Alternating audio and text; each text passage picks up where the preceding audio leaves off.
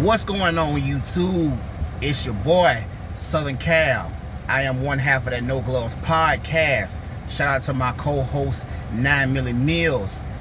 I first just want to appreciate everybody for, all of my people, all of my subscribers, all of my supporters. I appreciate all of the support from everybody. And while you're on your way in, go ahead and hit that like button, hit that subscribe button, also hit that notification bell so you will be among the first to be notified when I drop my latest YouTube videos. Now, we're going to get into it. I want to give my thoughts, on the Sinners movie. Let me just say this. If you have not watched the Sinners movie yet, do not watch this video. Go ahead and just click off and go and watch the movie, because there's gonna be a few spoilers in here. It's gonna give the movie away. So you might as well just go ahead and just click off or whatever if you have not watched the Sinners movie yet. Go ahead and just, click off the video or whatever and go and watch the movie and then come back and watch this video. You know what I'm talking about. But for those of y'all who have watched it, I want to know what y'all think, man. Comment down below. Let me know what y'all think. What do you give the movie? You give the movie, from 1 to 10. From 1 to 10, I give the movie about a good 8.5. I think they really did their thing on this movie. Overall, this movie it's a great movie. Amazing. Ryan Coogler, shout out to you, brother.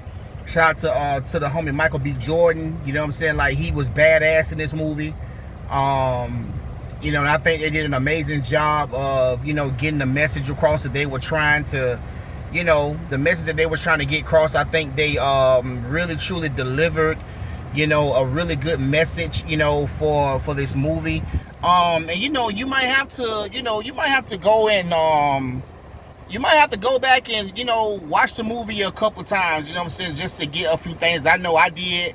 I know I went back and I watched the movie a second time today just to really, go back and see some things that I may have missed the first time, and which I really did. When I went back and watched the movie, I saw some things this time that I missed when I watched it the first time. So first, you got Michael B. Jordan, who's playing two parts. He's playing a double role here, he's playing a double role twin. He has a twin brother in this movie, which is Smoke and Stack. Stack is in the red, Smoke is in the blue. And like I said, I had to watch the movie for a second time to understand the personalities of Smoke and Stack. And Smoke is the one who's, he's the one who's serious all the time. He don't really crack a smile. He's, and he lives by his name though. Like, they don't call him Smoke for nothing, because Smoke will smoke your ass. And he ain't got no problem with it. Won't think twice about it. So versus Stack is more laid back. He's more easygoing.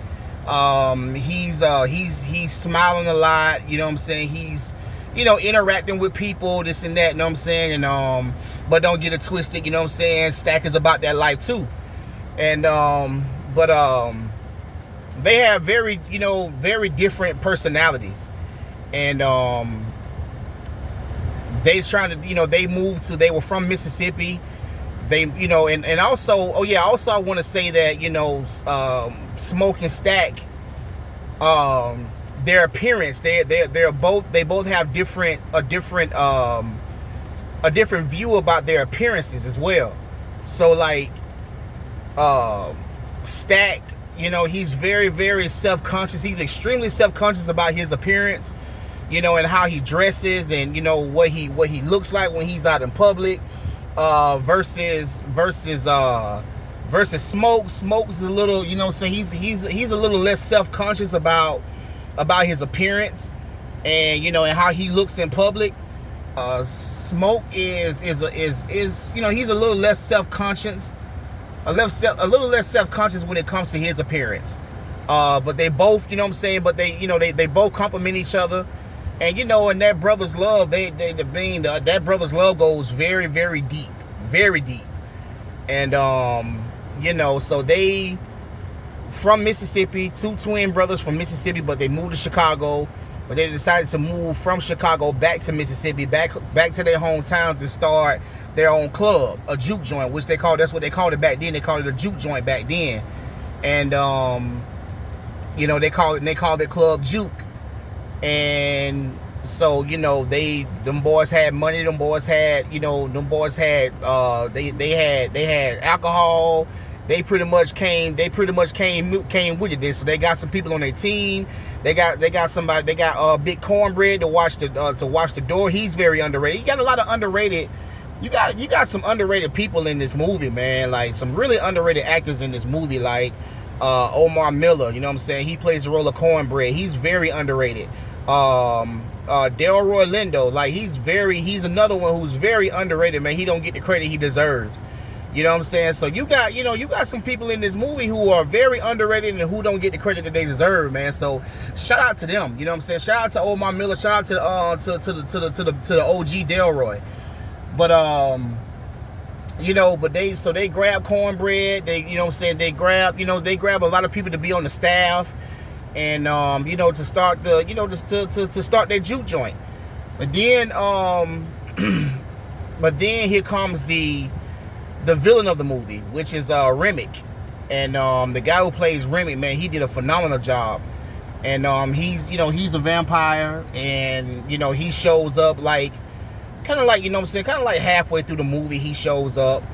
And you know, he goes to these two people, these husband and wife, who they are Klansmen, and he ends up turning them into vampires. And you know, they actually go to the club, and you know, they go to the juke joint or whatever, because you know, he hears the music of Lil Sammy, you know, the twins, who's the cousin to the twins.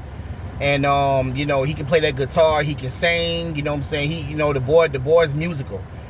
His dad is a preacher, but his dad wants him to give up that music, but he continues to pursue his music, you know what I'm saying. So and you know, but Remick, he's after Lil Sammy, you know, because of his musical genius. And you know, and the thing about Remick is one who is his soul is stuck. His soul is trapped, and he's trying to be free.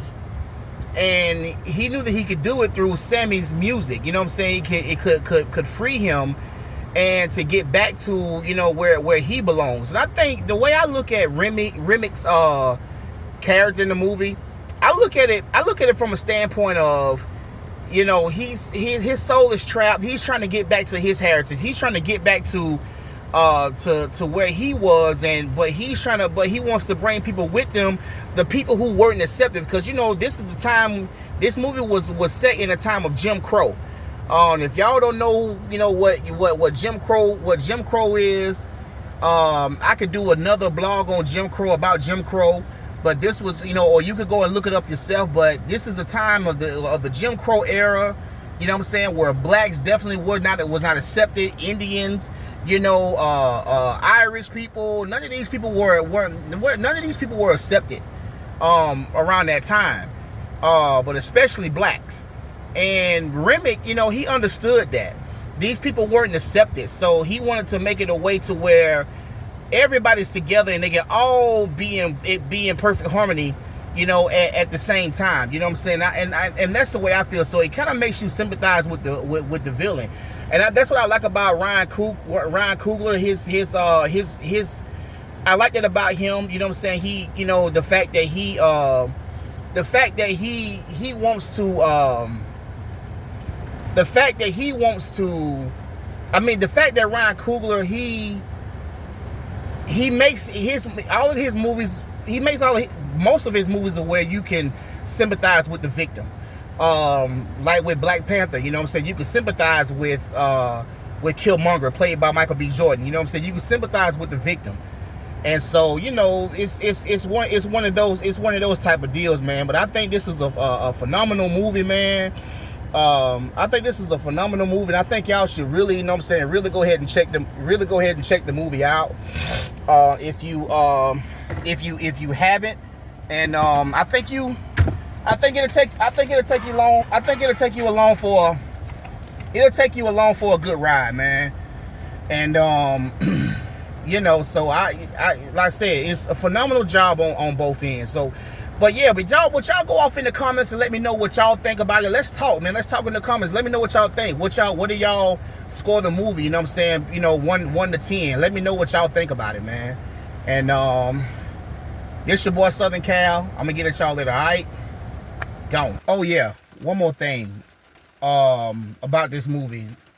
My favorite part of this movie is the part where Remick is performing Rocky Road to Dublin. Like that is my favorite part of the movie. Like I rewind that part over and over and over and over again. Like, you know what I'm saying? That is such a dope fire scene right there. You know what I'm saying? When he's performing the Rocky Road to Dublin. I said, man, that was like, I don't know who came up with that, but that was like phenomenal. You know what I'm saying? Like that was just like a dope scene, because I think that the dude who plays Remick, he is actually he's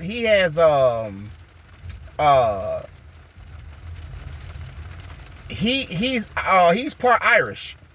Yeah, I think, he's half Irish, or he's, you know what I'm saying, he got some type of Irish blood in him. He got Irish blood in him.